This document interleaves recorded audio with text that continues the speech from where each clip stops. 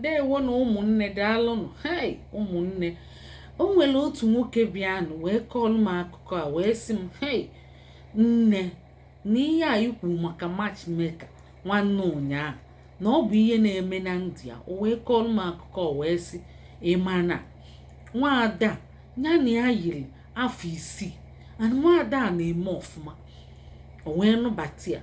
Ozugbo ọ nụbatara ya, ọkwa omedi ofu ọnwa o bidogokwe okwu na ụka ebidogokwe nya na a na-adị agbanyezi n'afịa na ihe dị n'ụlọ apụbagokwa ilo nya bụ fa na-eme argument upon argument ọ na-achalenji, ọ na-akọreti, ọ na-eme n'ọnya machichi ihe niile. Hey, o nwere fanọkatafa agbaba onwe fa nkịtị, fa ya agbacha nkịtị izu ụka na abụọ. Kwa ndị nọ n'ụlọ fa agbakụta azụ ma n'elu akwa. Ọ bụ agha na ọkwa nwaada na-emecha ọfụma mgbe ya na ya na-ayị.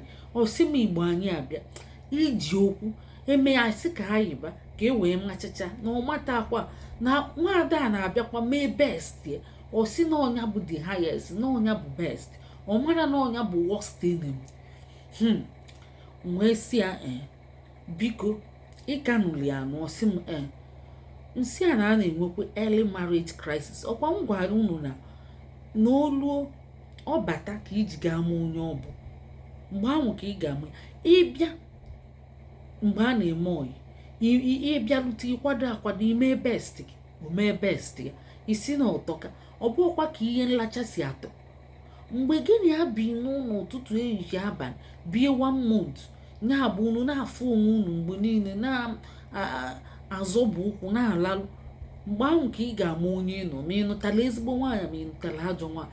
Mee ihele ọtụtụ afọ ịmabere onye ahụ, akpọtali ha kọnektie gị, ịmabere onye ahụ. Ọ bụ lọk, ọ bụ nghọta, ọ bụ agwa, ọ bụ nghọta, ọ bụ nkwanye ugwu, ọ bụ eleta aghara ka di na nwunye ji ebi ọfụma. Mana ka nkọzielu ofu ihe unu amara as experienced health worker yana social worker, experienced health worker and social worker, nkọzielu unu ofu ihe unu amara. Unu mana a na-enwe early marriage crisis, early marriage crisis. Ọ bụrụ na ị mara ya mali ya taa na unu batakwa na-enwe nghọtafe, ọ bụrụ na onye ahụ abụgola ajọ mmadụ. Mana unu agbadoghị anya mgbe ahụ ka unu ga-agbasa. Onwe ndị nnụnụ ebere bụ onyụba ọgụ akpana. Mgbe ahụ o nwekwe ndị na-agbasakwa mgbe ahụ ebe niile enwuru ọkụ, ebe niile achaba ọkụ, aka batakwa abata. O nwekwe ndị na-agbasakwa mgbe ahụ nwee ndị ga-welie nnọọ gaba competition ebe niile, mgbagha argument, fama nkwụsịkwa akwụsị. Unu ahụ ka fasi gaa na-anọ ka cat and rat mgbe niile.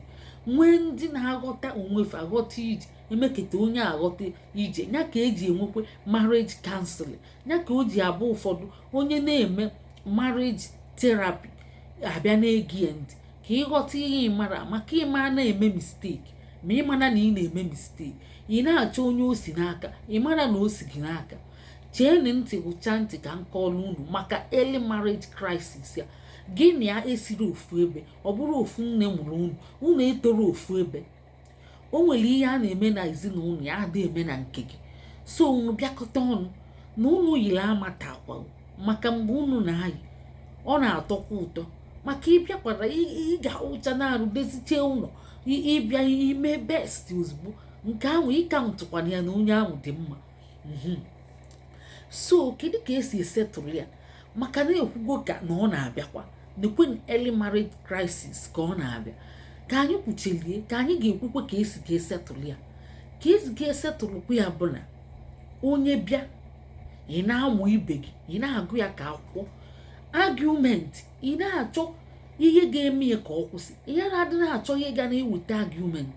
Unu na-akpakọrịta ụka, argument bịa, ị ga-akwụsị ozugbo ozugbo, kwụsị ozugbo ozugbo. Ịfụ na onye ọ bụ gị na ya di gị ma nwunye gị ka obi ka dị ọkụ, ọ ka na-ekwu iwu ya kazi nke gị.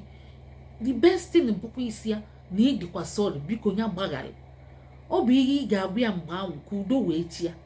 Unu afụlia iji na-entaba mmụọ argument na-asị ya nke a jikwa wee mee ị na-eme na ị ga-ewin ka amala onye ga-ewin nya into competition ka anụ ọ nara adị mma belụsọ ma ọ na ịchọ ọzi marriage ahụ ịba na ya ọ bụgokweli ntị nku ya bụ ihe ị ga-emedebe bụ ma ọ bụrụ na ị bụ onye udo ị na-anya na iwe nke pati na akịka ya bụ di gị ma ọ nwunye gị ihe ị ga-asị abụ biko amakwa m na ihe ga-ewe gị iwe ama aghọtakwa gị biko gbaghalụ ma kpochapụ maazịkwa eme am sorry na nkalịta ụka na-ewe gị iwe biko nya dịzianụ gbaghalụ ọ bụ ihe ị ga-eme ka udo wee chia na-egekwana chekwele na na-egekwana ịma ọ bụrụ ofu onye na-anụ ọgụ ọ bụ mmadụ na-abụ afụnụrụ m ofu onye bịa na-anụso onwe ya ọgụ ọ bụ mmadụ na-abụ na-anụ ọgụ ya bụ ime ka unu nụba ọgụ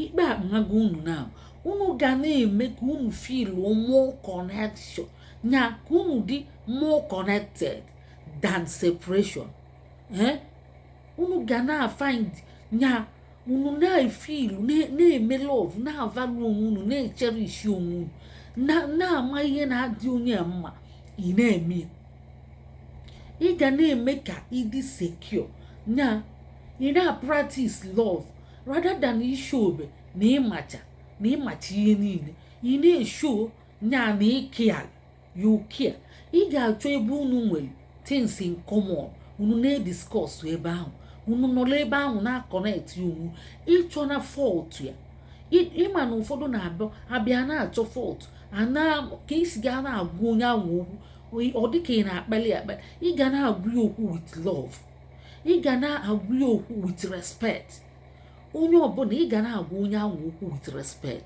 ọkwa unu na-anụ ya unu na-egekwa chekwenu ka unu na-ege maka ụfọdụ aghọtara ihe a na-ekwu ihe m na-ekwu bụ na ị ga na-ekwu uche gị mana ị ga-ekwu ya n'ụdị ọ ga-adị nya nkwanye ugwu ị ga nya a na-ekwu okwu ị na-echeta ọnụ gị ma ịdị na-ekwu walawalawala na ịma ekwu okwu onye na-ekwu okwu ị na-anali okwu na-ekwu ị ga-arapụ ya okwu cheche okwu ọlantị ya iwee tinye ọnụ nke gị ịghọtago itinye na wọd ntụ ma ọ bụ ọ na-ekwu okwu ịkọmpliti elienye ịmakwa ihe ọchị ikwu ị na-ali okwu kwuchapụ ị ga na-ege ntị ka o gosikwa na ọ na-abagodi mba ihe na-abịa sibagodi am sorry ozugbo ị ga-arapụ ya ọbacha ụfọdụ ọbacha iwe sikwa ya na ịdị sorry ihe na-adị na-anado okwu ị ga-slow down ihe na-adị na-ekwu okwu na ịmala ekwu ka ikwuchetecha enyi ọfụma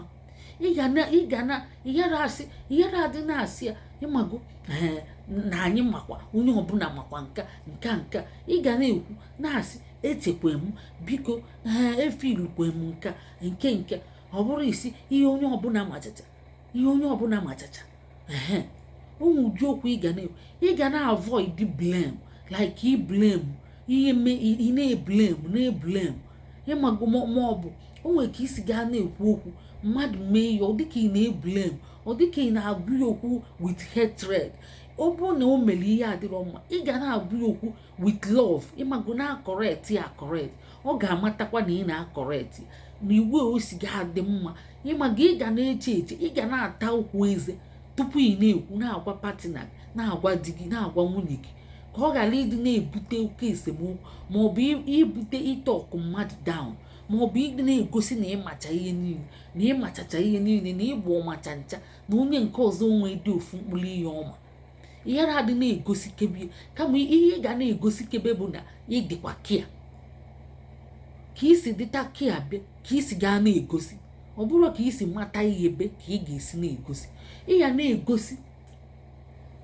ka isi wee dị kia ị na-egosi ọ bụ ọkwa igosi na-egbuligbo ọnụ nọ practically ya bụ na ude na-adị n'etiti ụmụ nwoke na nwaanyị n'ụlọ ọfụ ka ọ ghara ibute early marriage crisis ọ na-adịkwa egwu ma ọ bịa ọ na-adị nnukwute egwu early marriage crisis chekwenu ị ga na-egosi na ị nụrụ ihe patina gị na-ekwu ị ga na-egosi na ị na-ege ntị ị ga na-egosi na complain ya na-enu gị ị ga na-egosi and ebe ọbụla ọ na-alụ aka si na ebe a na ide emetechi ya na ide emetechi kaba arụsị ya na ị ga-emeti ọfụma ya rapụzia na-ịghọtago na-efugokwe nya gbaghalụ na nnebezi anya na ị ga-eteki correction and ime nye iteki charge. Ihe kwere gị nkwụsị na ịdị addicted, ịma na ịlụbepụ ogo nnu di na nwunye, especially ụmụ nwa, ijos esi a na ị ga-emeghelie ya bụ imeghelie and isi ya nyebi excuse iji eme ihe ahụ, ma ọ bụ isi ya yes na ikwetego na anyị ma na imejogo na ị nara emetechi ya but itinye but ma ọ bụ inyebe excuse ma ikpesebe mkpesa ihe ijiri emete ihe ahụ ọ ikweli isi ya na ị ga-emetekwa ihe ahụ ọfụma. Ya na-ebezi anya ya na-ebe anya a sị na okwu dị nlo ka eji aga n'ugwu ifugi.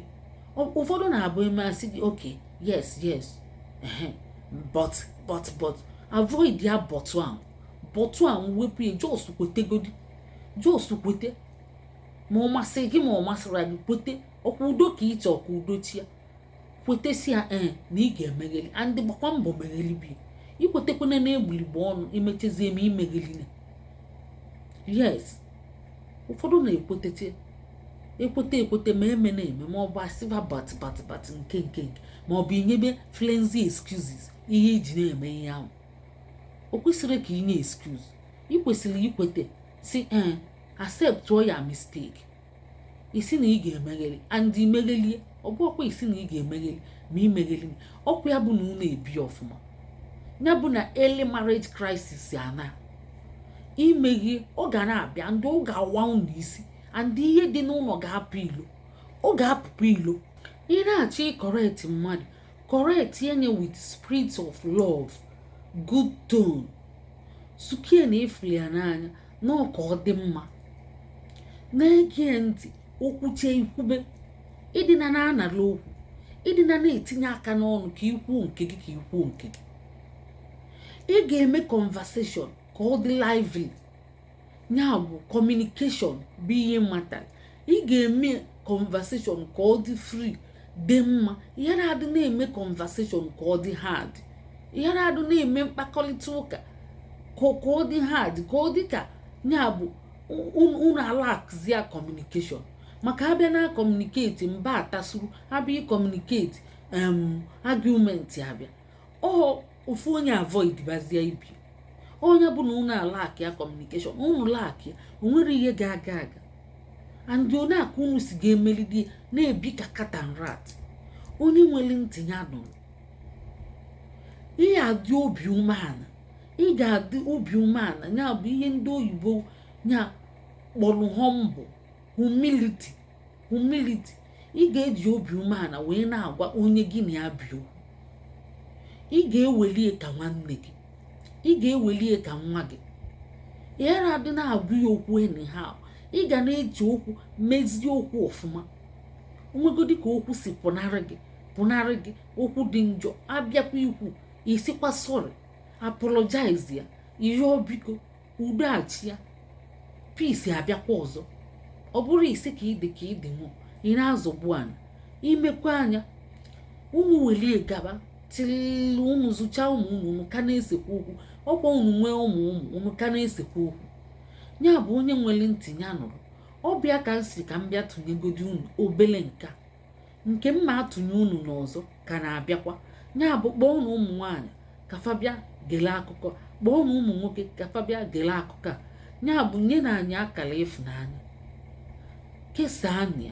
kesaa anya ụmụnne ya gazielu unu. Ndewonu, ka emesịa.